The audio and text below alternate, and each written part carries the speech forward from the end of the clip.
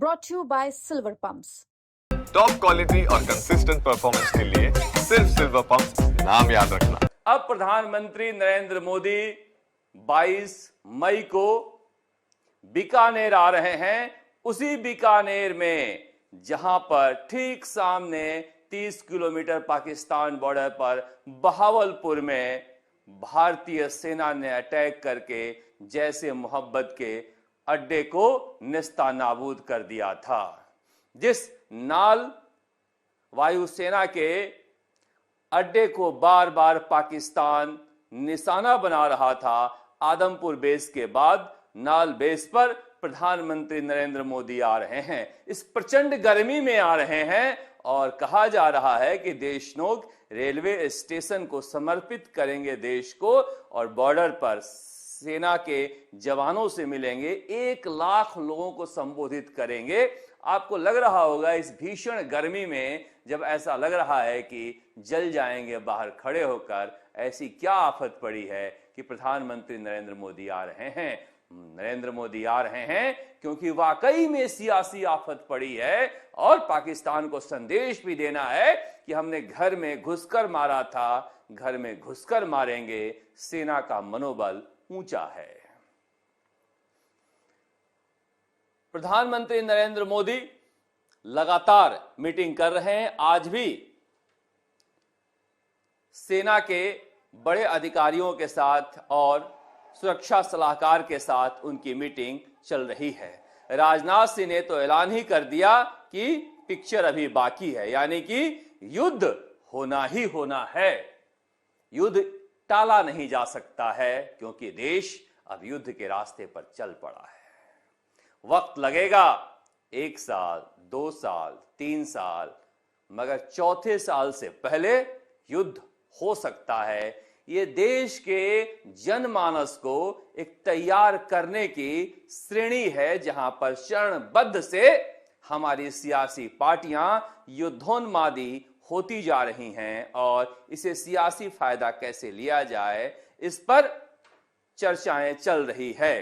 तभी तो जगदीश देवड़ा जो मध्य प्रदेश के मंत्री हैं, उप मुख्यमंत्री हैं, जो भी हैं, उन्होंने कहा प्रधानमंत्री के शान में और दूसरे पार्ट में कहा सेना के सम्मान में, दोनों को जोड़ करके अपने अपने हिसाब से तर्क निकाले जा रहे हैं कि देखिए सेना के सम्मान में इतनी खराब बातें बोली है और बीजेपी वाले कह रहे हैं देखिए इसे जोड़कर कैसे अर्थ का अनर्थ किया जा रहा है।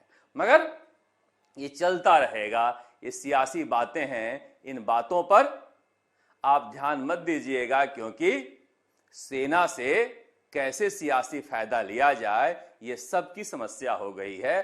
अकेले प्रधानमंत्री नरेंद्र मोदी नहीं आ रहे हैं, अब राहुल गांधी भी आ रहे हैं और राहुल गांधी बाड़मेर में आ रहे हैं। उत्तरलाई वहां पर भी हमारा सैन्य अड्डा है और वहां के कांग्रेस के सांसद उम्मेदाराम बेनीवाल ने ट्वीट करके यह जानकारी दी है कि राहुल गांधी बॉर्डर इलाके में जय हिंद रैली को संबोधित करने आ रहे हैं। कांग्रेस वैसे तो झंडा लेकर पहले जय जवान जय किसान यात्रा निकाल चुकी है, मगर लगातार जिस तरह से प्रधानमंत्री नरेंद्र मोदी कमान संभाले हुए हैं, तमाम मंत्री, विधायक, कार्यकर्ता बीजेपी की बता रहे हैं कि सेना का शौर्य कैसे प्रधानमंत्री नरेंद्र मोदी की अगुवाई में चहुओर बोल रहा है। ऐसा लग रहा है कि शौर्य के चकाचौंध में कांग्रेस कहीं पीछे न हट जाए, लिहाजा राहुल गांधी भी बाड़मेर में रैली के लिए आ रहे हैं।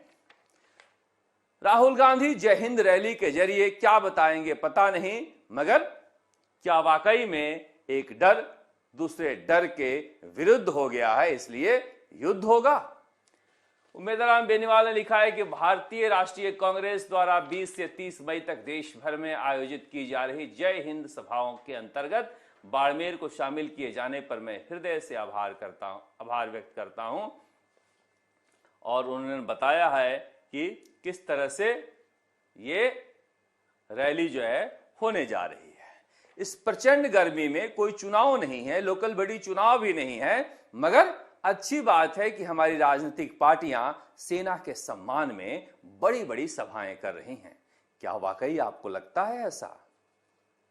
पता नहीं, हो भी सकता है, मगर मुझे लग रहा है कि इसके कई तरह के मायने निकाले जा सकते हैं।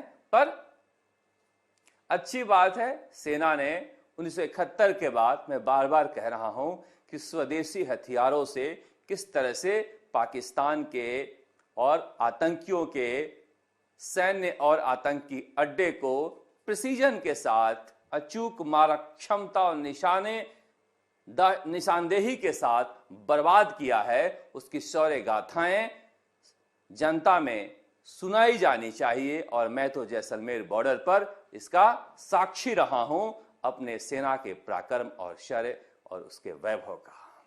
पर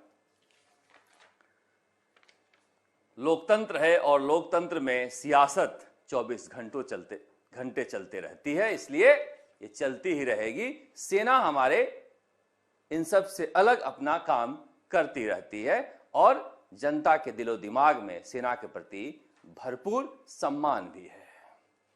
अब ये सुब्रमण्यम स्वामी हैं, वैसे तो देखिए इनके किसी भी कही हुई बातों को गंभीरता से नहीं लेना चाहिए। और आप सोच रहे होंगे कि ये स्वामी जी का वक्तव्य जो है हम राजस्थान तक पर क्यों दिखा रहे हैं, मगर इन्होंने लिखा है कि तुर्की के खिलाफ कांग्रेस पार्टी चुप क्यों है। जब एक प्रेस कॉन्फ्रेंस में सवाल पूछा गया तो पवन खेड़ा जयराम रमेश की तरफ माइक कर रहे थे और जयराम रमेश बोलने से मना कर रहे थे। उन्होंने लिखा है कि क्योंकि राहुल गांधी जब भी विदेश दौरे पर जाते हैं, यूरोप जाते हैं, तुर्की में जरूर रुकते हैं। और उन्होंने कहा, and what service did x Congress CM of Rajasthan provide. मतलब राजस्थान के एक पूर्व मुख्यमंत्री तुर्की में राहुल गांधी को क्या सर्विस प्रोवाइड करते हैं, पता नहीं। मुझे तो नहीं लगता किसी मुख्यमंत्री, पूर्व मुख्यमंत्री कांग्रेस के की हैसियत तुर्की तक मार करने की है, मगर किसी की हैसियत के बारे में आप कह नहीं सकते। जो दिखता है वो होता नहीं है, जो होता है वो दिखता नहीं। और स्वामी जी के पास क्या एविडेंस है पता नहीं, वो ला भी सकते हैं और नहीं भी ला सकते हैं। उनके कहे हुए का बहुत ज्यादा भरोसा किया भी नहीं जा सकता है। पर बीजेपी में भी राजनीति कम नहीं चल रही है। आपने गौर से देखा, विद्याधर नगर में जहां की विधायक हैं दिया कुमारी और उप मुख्यमंत्री हैं, वहां पर कार्यक्रम हुआ स्वर्गीय भैरव सिंह शेखावत के नाम पर लाइब्रेरी के उद्घाटन का, मगर स्थानीय विधायक और उप मुख्यमंत्री नहीं दिख रही थी और राजपूत नेता के तौर पर गजेंद्र सिंह शेखावत केंद्रीय मंत्री दिखाई दे रहे थे। इस कार्यक्रम में हालांकि मुख्यमंत्री को भी आना था, मगर वो दिल्ली चले गए थे। और इस दृश्य को देखिए और समझिए कि राजवी साहब का टिकट कटा था इसी विद्याधर नगर से। क्या दिया कुमारी को लेकर उनके मन में जो दर्द था वो खत्म नहीं हुआ है? क्या दिया कुमारी को इनवाइट किया गया, वो नहीं आई, या फिर इनवाइट ही नहीं किया गया था इसलिए नहीं आई? मगर ये चर्चा का विषय रहा। बीजेपी के अंदर की तस्वीर, जाति के समर्थक, जातीय नेताओं के समर्थक भावनाओं में उबलते रहते हैं, मगर जातीय नेताओं में आपस में 36 का आंकड़ा बना रहता है। इसलिए मैं जाति आधारित बंटे हुए समर्थकों से कहता हूं कि नेताओं पर ज्यादा भरोसा मत करो, अपने माता पिता गुरुओं पर ज्यादा भरोसा करो और भावनाओं को काबू में रखो।